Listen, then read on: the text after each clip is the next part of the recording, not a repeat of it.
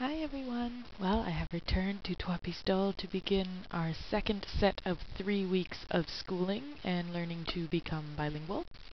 And I have to say, after our first class today, I was in trouble. I mean, it was worse than it was the first day I started school here 4 weeks ago, because at least then, when I was trying to say things, I honestly didn't know how to say them.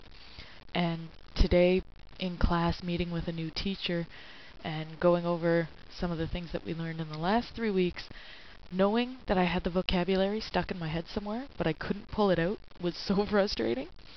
So I think the next few days is just going to be remembering what I learned the last 3 weeks and getting my brain back into the French all the time mode, because I found that was a little difficult today in class too. I was having a hard time focusing on what the teacher was saying, and back to the original struggle of the first 3 weeks of concentrating very, very hard to figure out what everybody was saying.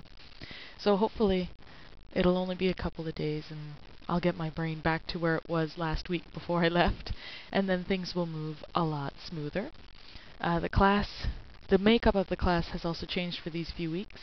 I'm going to be with the teacher for 2 hours a day by myself, and Nick will be with the teacher for 2 hours a day by himself.